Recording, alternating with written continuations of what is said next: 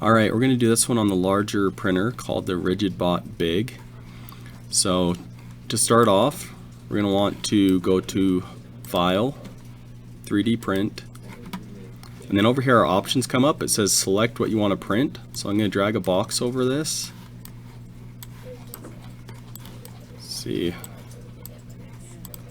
I'm just going to click on it. You can tell it's all selected because it's blue.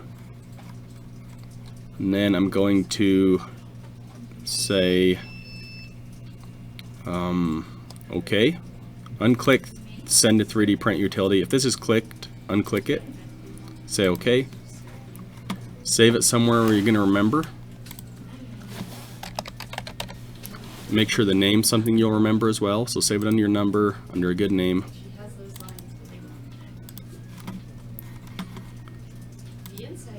Okay, now we need to open up a program called Cura.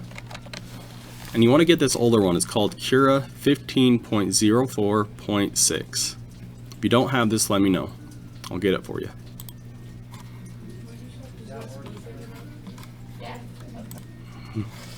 Okay, so it's going to bring up these settings.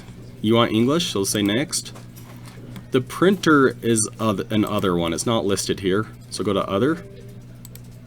And then it's right here, RigidBot Big. These are the large printers. Say next. Finish. It's going to say, do you want the new version of Cura? Say no.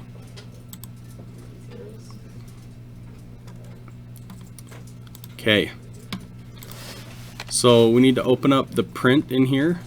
So first I deleted the default print that they have. I go File, Load Model, and then navigate to wherever you saved it.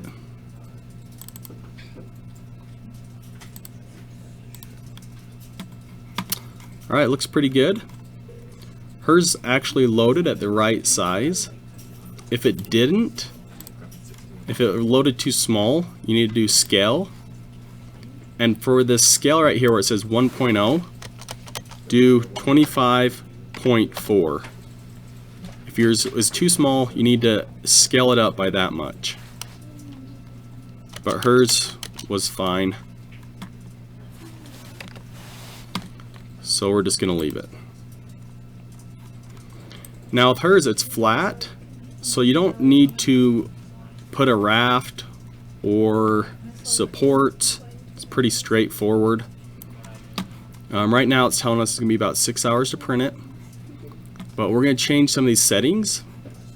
So in the course there should be an assignment that says like 3D print settings. Inside of there are these settings. So what you need to do is you need to under basic change them to all these, and then under advanced, if you click on this advanced tab, change those to this. So I'm going to let Purity do this. Just go through and make sure these all match. I changed the temperature because the filament that we use likes to be a little hotter. So that's why this is handwritten right here. While she's doing that, something that you need to do is make sure that you have either the SD card or USB plugged into your computer. Or just change those two? Just make sure everything matches this.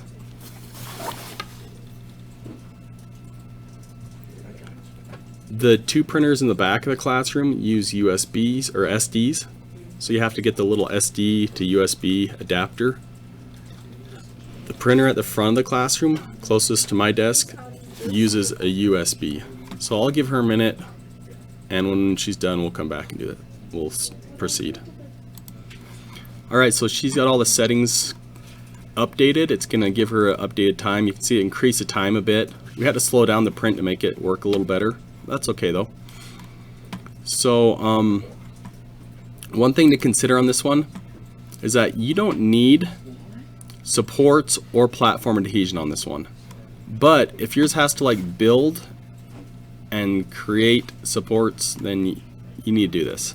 So just check with me and I'll let you know if yours needs supports or not, but hers doesn't. So now that it's all ready, we're going to go to File, Print, and we're going to make sure that it saves to the USB that is plugged in. Okay, so the USB showed up. This one is called Kingston. We can keep the name for Mom. She'll remember that. Do save.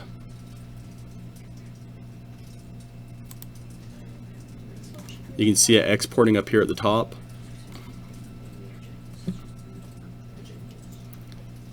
Okay, once it exports, don't just pull the USB or SD card out. You need to go right here. You usually have a little eject option you can push. If it doesn't have that, you come over here on the right and find it here and eject it right here. But you don't want to just pull it out because sometimes that'll mess up the print. Okay, and that's it. Just ask Mr. Ward or someone else for help to get the printer going and set up. Make sure you have the right color filament and everything in it.